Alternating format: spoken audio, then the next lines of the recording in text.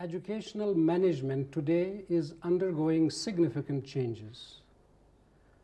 These changes are essentially signaled by various fundamental questions. The questions which are raised about the very purpose of education, questions with regard to the content of education, and very often questions with regard to the delivery of education. And the fundamental questions about all these aspects of education have strong implications with regard to the management of education.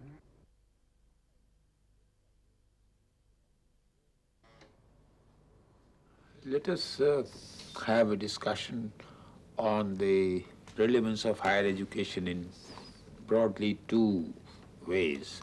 One is the relevance of higher education to society, and the other is a personal relevance that each student has when he or she is participating in higher education. Of course, both of these would be translated in practical terms in through a curriculum, through certain syllabi and subjects which are taught. Now, you are. As we talk about the relevance of education for the society and also for the individual, the concern of relevance is nothing new. It has been there all along. But if it has become a concern today, the reason must be obviously in the content. And as was stated, that this relevance is captured through the curriculum. Curriculum essentially talks about two aspects. One is the basic content that goes into education and also the delivery of education. And therefore, both delivery and content should be looked into in terms of social as well as individual relevance. My own feeling is that these days there is, particularly because of unemployment in our country, a great deal of questioning of higher education, that it is not useful. And there is also therefore a certain tendency to emphasize vocational courses at the expense of basic theory and understanding.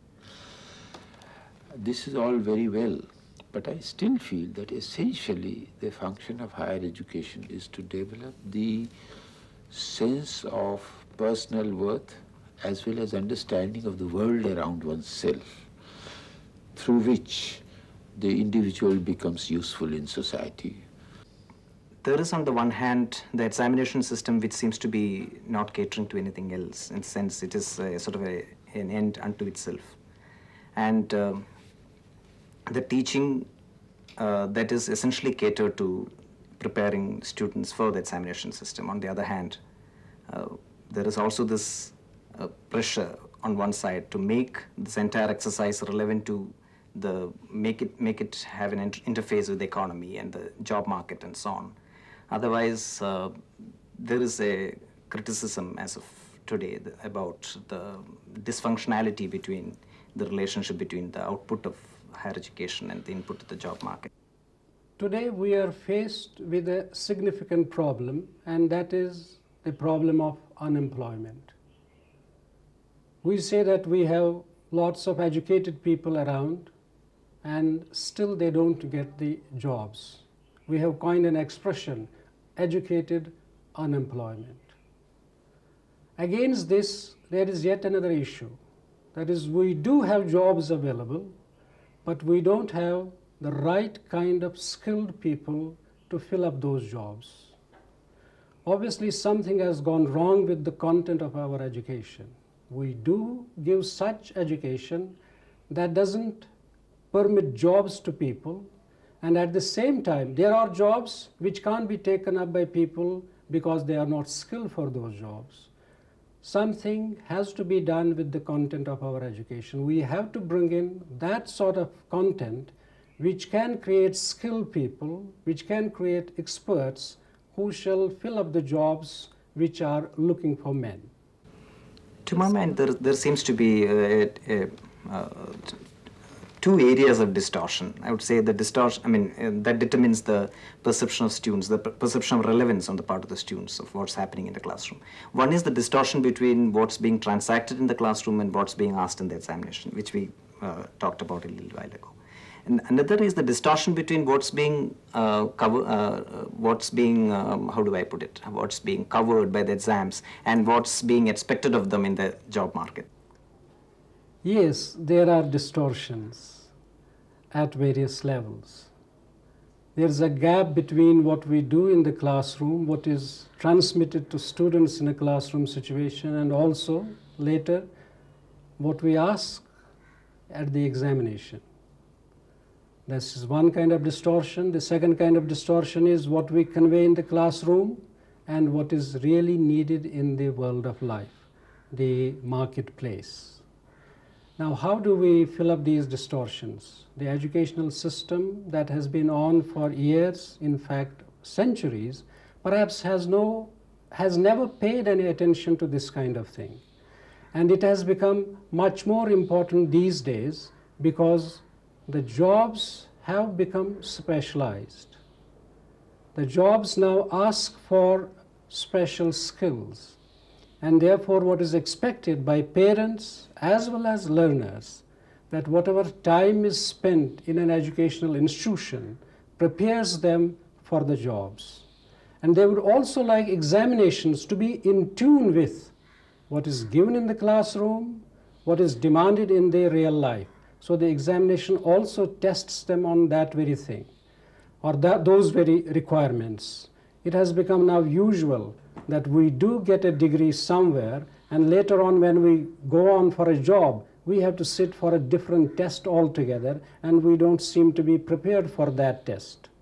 Yes, there is need to bring social transformations, a need for the higher education system to be more responsive.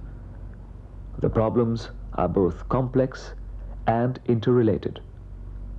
Amidst all the confusion and lack of clarity, it is necessary to strike at the basic problems that stand out very clearly.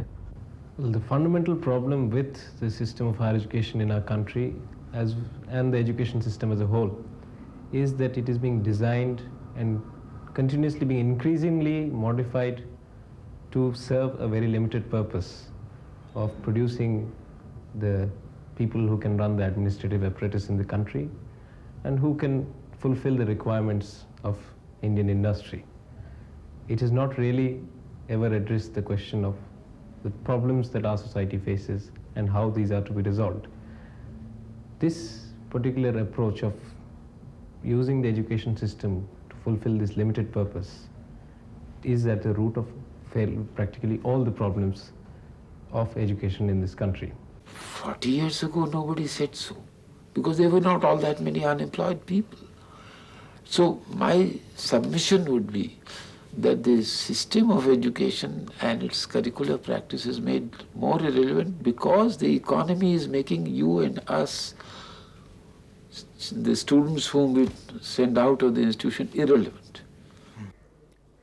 It is true that education today serves a limited purpose. At best, what we do is we produce people who can work in the secretariat or perhaps industry. But that is not what the society is looking for today. Things are changing and we have to satisfy those changes. To sum up the entire discussion, views of various people and a few comments on them, we may say something like this, that the education in general has been institution-driven, or one could say product-driven. That is, here is an institution, and the institution has a certain department. This department has to give a few courses, so the students would come, join those courses, pass out of the institution. This is what we mean by education being institution-driven. At times it is product-driven. Say we have a course available, and therefore we must advertise this course, admit students to this course, and the students go through that course, get a certificate, and move into the world of reality. And once they move into the world of reality, they find their education irrelevant. What is needed now is actually, it would suggest, I mean the discussion would suggest, is something what we may call need-driven education. As we think of need-driven education, the implication is that we look for those needs. There are various ways of looking for needs. Maybe there are already some surveys done and we know what the new needs are. Or in certain cases, we may have to commission surveys and identify what new needs are. But the broader implication for the total management of education is that we have to think of a new content that will satisfy those needs, and also a new methodology that will satisfy those needs in terms of how students may take those courses. Suppose we think that there is need for reaching remote areas, students in remote places, then we have to think of a different kind of methodology. All in all, the strong suggestion is that we have to think of a different way of managing education now. Now, there are various alternatives available to us. Perhaps one of the best is the system of distance education. Now, as we talk of the system of distance education, the suggestion is not that whatever is already being done is absurd or is meaningless. The point that is being made is that if there are new perceptions, if we feel that we need something anew, something in a different way, something to be done in a different way, then we have to pay our attention to those new requirements, those new perceptions. Now, the system of education as it has come to us, or as it exists today, operates in three different ways. Perhaps we should say a number of different ways, but of those, three seem to be quite prominent. One system is what we call the single mode system. All open universities can be listed under this. Single mode implies that this kind of institution or this kind of operation works in a single way. They are distance education institutions. The second system, which incorporates partly the system of distance education, has been termed as the dual mode system. Now, this is the system where we have conventional universities, and within conventional universities there is a unit, there is a component that deals with off-campus students. The university in the main deals with the on-campus students, but there is a unit which tackles the issue or the admissions and the educational transaction of off-campus students. There is a third system known as consortium system, where a number of institutions get together and they pool their resources in various ways. When I say resources, I don't mean just one kind of resource. Say human resources, expertise, academics, money, funds, and then technology available to people. All these are pooled together to produce courses. And subsequently, the participating institutions, they share the number of students, different courses, and they take up tasks in different ways. But of these three, perhaps the more prominent ones are the system known as the single mode system, which is reflected in the form of open universities, and also the dual mode, which is quite prominent, because wherever we see distance education coming in, it has come in through the dual mode system. Now, this system, in a sense, allows a lot of variation. It allows scope for new things to come in. It allows scope for needs to be studied, and it allows scope for systems that may meet those needs. Normally, the approach or the overall system has three subsystems. These subsystems are generally labeled as academic subsystem, the industrial subsystem, and the administrative subsystem. As far as the academic subsystem is concerned, it has two basic components. The first component is where the academics get together with the help of experts of different kinds, editors, subject experts, and then graphic designers, producers, and they prepare the study materials, the course materials. This is one of the major activities. Now, what is the need for preparing materials? We might say that there are textbooks already available in the market, true, but just a minute back, perhaps we talked about new needs coming up.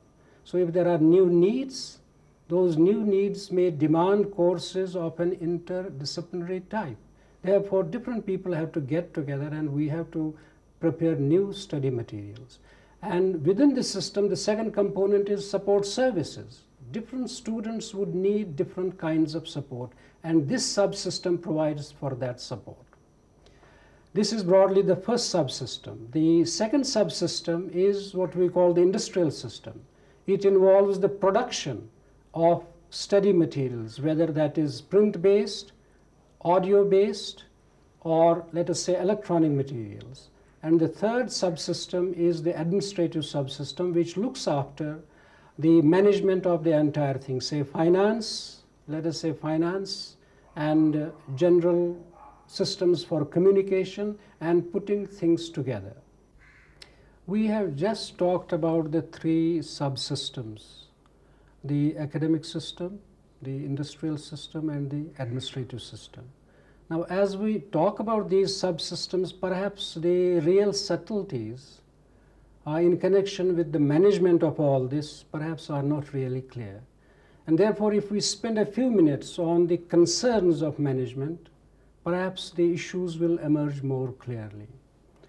Now, one of the basic concerns is the assumption of distance education or the system of distance education that the learner essentially is autonomous, has to be looked into. Now, autonomy of a learner perhaps in the Western context might be acceptable because the way the children grow in the West suits the issue of autonomy. They perhaps don't hesitate putting questions, making criticisms, and become critical while they are learning. But such is not the case with us. We are still hierarchical in our approach. We still look at teacher as a god, and this inhibits our learning. Let us take the example of, say, counseling somewhere. And the student would normally, in such a counseling session, expect a teacher to deliver a lecture, for example. Now, this is essentially a cultural issue. How do we overcome it is an issue for the management. Management of distance education should be able to address this issue. The second major concern is the use of technology. There was a time where the entire technology was just the classroom teacher, a blackboard, and perhaps a piece of chalk, some paper, pen and pencils. But during the last 30 to 40 years, educational technology and communication technologies have developed by leaps and bounds. And we have right now technologies available to us which should help us to reach the remotest corners of the country and the people who have never been in the domain of education. But there are some basic questions with this use of technology. Perhaps one of the issues is whether the technology is available to us. The question of access is there. Maybe we have the technology available to us and we can reach our students. That means we can access our students, but can the student access us? We may be able to send a signal through electronic media, through the satellite, to the remotest parts of our country, but is the student able to receive those signals? Now, this brings in a major question. The question is that of the cost and the effectiveness of the system. The technology can help us reaching all parts of the country, but what is the cost? And if the costs are higher, then is it relevant? Is it economically viable? And at the same time, if it is not economically viable, should we give up this idea can we afford giving it up? Because if we don't take it by the forelock at the moment, then we shall be lagging behind. We shall miss the bus, as we say, and the rest of the world will go far ahead of us. Therefore, the management of educational systems has to pay a lot of attention to this issue. They have to balance between what they should be doing, what they can do, and perhaps what really must be done for the future. So there are issues of past and present getting connected with the future. Should we be bringing in technology? If it has to be brought in, the management has to take a lot of care. Think of what funds are available, what kinds of technologies are available, be able to select the best one of them in a particular social context, and then use it. The third major concern for management is the management of change. As we have already said, that we have moved on from earlier types of education to newer types where we are trying to depend on the needs of the population so as to make education relevant. What it essentially means is that we are trying to manage change. And earlier on, perhaps the change would take a lot of time to come through. But we are now in times when changes take place very, very fast. And therefore, within the management, there has to be a definite component, a definite exercise, a definite input to manage change. A simple example I shall give you about the use of technology. A minute back, we talked about the concern about the use of new technology. For example, it is customary today in distance education systems to have 2 to 3 tier system. We have headquarters somewhere, then there are regional centers, and under regional centers, there are study centers. Study centers are the actual interface between the student and the university. Students know their study centers. They hardly know who works at the main headquarters. Now, if technology has to come in, maybe this 3-tier system has to give way to use of, let us say, satellite transmission. Through the satellite, we could reach all those students while they could be seated in their own homes, or perhaps assemble at some study center. Now, the interesting difference here is that in order to organize counseling or tutoring through this 3-tier system, we spend a lot of money on transport, daily allowances for experts who move on from one place to another place for meetings and conducting programs. So a lot of money is spent on them. But if we use satellite technology, perhaps that money could be saved. But at the same time, to use satellite technology, we have to pay for satellite technology. And the management has to assess the difference between costs and then choose the better option. This is a simple example of managing change. And what are the concerns in managing change?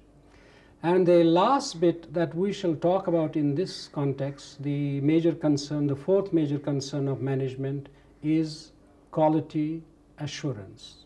Here we need to note a difference. So far, people have been talking about in industrial settings or corporate settings, we have been talking about quality control.